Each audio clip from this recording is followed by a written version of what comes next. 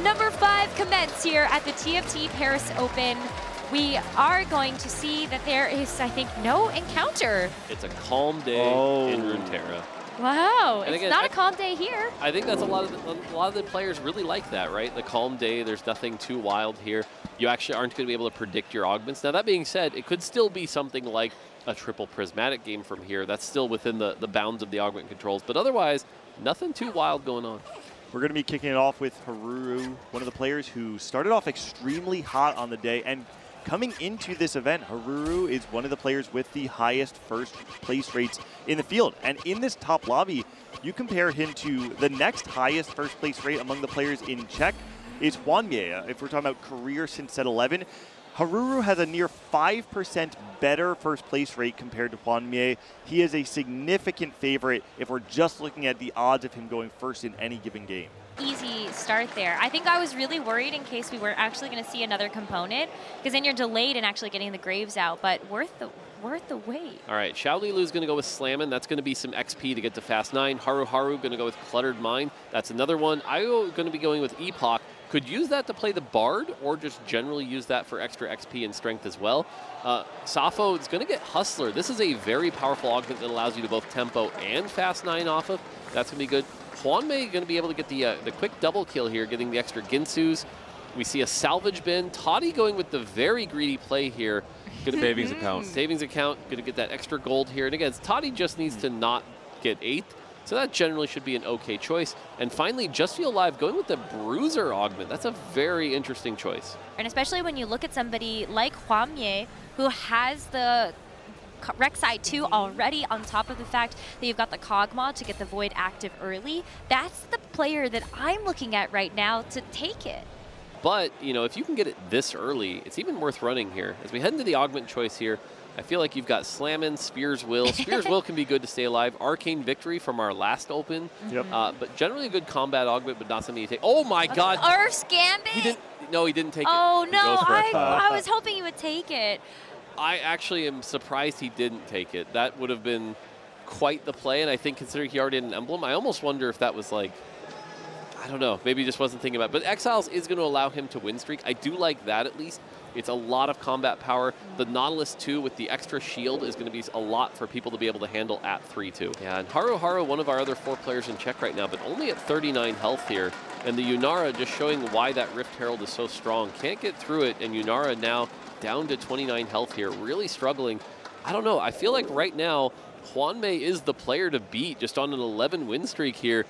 It's looking real good, and very likely that we might see the end of the tournament right here. You have to imagine that Safo, after getting 2 additional Bilgewater items, has probably been able to bridge that gap between he and Hwanmye, but because they just played each other, we're not expecting to see them play anytime soon. Yeah, the real question is, can anyone else slow down Hwanmye? Kaisa pair for Taji. He's trying to become that Void player in this late game as well. Already has the Bel'Veth, has the Kaisa pair. Wants to roll probably until he hits at least one of these 4-cost upgrades. I mean, the Wukong 2 is actually quite nice. That's going to be the Bel'Veth as well. Such a deep roll here. He's thinking about rolling more just to see if he can actually get the Kaisa.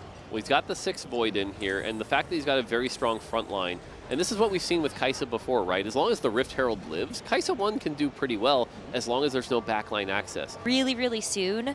And so that's something where I'm like, I don't know, but I mean, Xiaolilu on the other side and Haruru, one of these players is probably going to get knocked out here. The last stand for 2 of our players who are in Czech. Capped out boards, Kindred fully itemized, Annie 2 on the other side alongside Azir. That front line is falling. It is Tibbers just trying to hang out for so long, but the Yunara with Dark Bow is a really strong combo. There's just too much to chew through. Haruru is out of contention in this game 5. Only 3 players now in Czech. Well, look at this. I mean, Hwanmye is like, yeah, someone got eliminated. I'm going to go to level 9. Now, the big thing to watch here is when one more player gets eliminated, Hwanmye is going to get a nice chunk of gold. And he's already at 32 here, so should actually be able to get to the Baron as soon as the next player is eliminated. It's just a question of what items are you putting on the Baron. We look at our items right now. Not a lot of great Baron items have been set up here, and generally just not quite set up as well. I wonder if Hwamie is thinking about playing Mel on this board.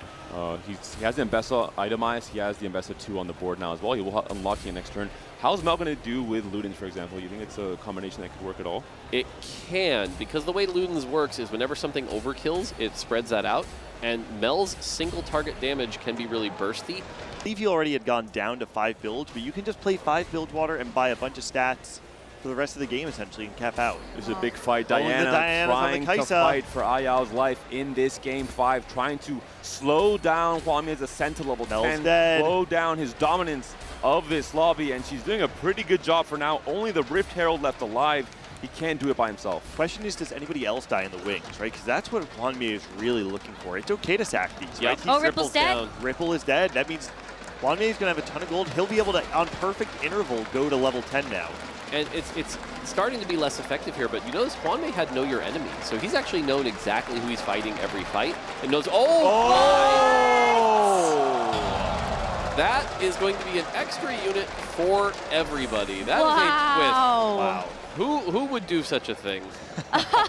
You who pressed a benefits button most? on your phone, I tell you. I think the person who benefits most is the person who's about to get 40 gold. That's what I would say. Yeah, I think Hwamie is definitely going to be the big winner there. Although, you could all argue Safo is also someone who benefits quite a bit. The additional resources you get items that you can put on your build water as well. I do think it is Hwamie specifically because he can literally just level up and put in the Baron. Now, the one thing to note here is he doesn't have a Belveth. And so without that Belveth right now, he can't. Okay, there it is. Yep. That's going to unlock the Baron. He should be able to just roll, finds one Baron. Yep. And he's holding on to 2 misfortunes to make sure there's no path to a cheesy victory from Safo trying to go for MF. Had to play Mel 2. Wow. Whoa! This could be it. Are you kidding me? Baron 2, Mel 2, maybe Ludens on the These gloves as well on it.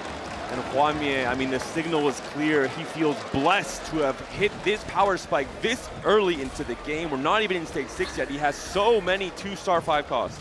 I think this could be enough. Xiao Li Luo on the other side is getting very unlucky to have to face this matchup now. Look at this Baron go. It is absolutely demolishing the front line right now. That Tibbers just cannot keep up. Even though the Annie is in the back, she is trying her best to do the Annie is doing so much. Wow. Baron down to 1 life. We're going to see Toddy versus Xiao Li Lu here. Again, Xiao Li Lu at his final life here, but on that 5-win streak. The Annie just doing so much work here. The Shyvana being able to tank the Tibbers, doing a lot here. We get the Blast Shield, keeping everything alive.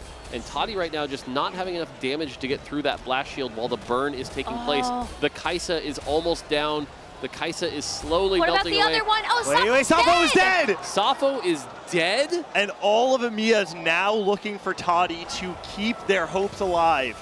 That's right. A repeat. Take out Hwamie and give him a chance to maybe be able to get the upset here. But look at how much the crowd is cheering. Baron Nasher is unlocked. Now Toddy has got to roll for it, but he only has enough gold to be able to afford 1 or 2 copies right now. And if it is Hwamie versus Toddy in that last 1v1, Know Your Enemy will definitely be active, which is a big boost in damage for Hwamie's board. Yeah, Oh I mean, my the fact that goodness, it's Baron find out. 1, we do have the Kaisa 2, we've got solid items here. Here's going to be the matchup. It Good is item going swap. to be... Oh, all right, it is going to be the Baron versus Baron. Wow, it's Hwamie on the left. Could actually deal a pretty big blow to Toddy, as Xiao Li Luo on the right-hand side is going to be facing off against a Ghost. But I think this Hwamie board is just too strong, especially because that Baron 2 is itemized, and you're going to be doing that extra damage. Toddy does actually take a hit here, but no way! out! Toddy's down to his last life. The Mel has the Ludens now as well. The full cap has been reached by Hwamie. Can Toddy do anything? He changed the outcome of this next fight. Unfortunately, the items are looking really rough, and it is the Mel and the Baron 2. Unfortunately, at this point, is not looking great for Toddy. Is there some positioning he can do? Is there anything clever he can do to save this game? Or are we about to see Hwamie be a 2-time winner and win the Paris Open? Look, we have to watch to see if the Rift Herald or the Baron Nasher on the other side gets targeted too early from the Kaisa. And the Belveth as well. Wow, Hwamie, one of the first ever Tactician's Crown winners. He comes in after a long hiatus of wins and is hoping to be able to get this one at the TFT Paris Open. The Baron Nasher is going absolutely crazy, and Toddy's last hopes really rise on this Kaisa and Velvet. Oh, the job, he's done it! He's done it! Not enough. Taji is down. Wow. And Wanye from CN wins the TFT Paris Open. The set champion from all the way back in the day. The first player to ever make 4 consecutive Tactician's Crown. One of the most accoladed players of all time, has made his way not just to a Tactician's Crown, but has won the Paris Open. Congratulations to Wanye.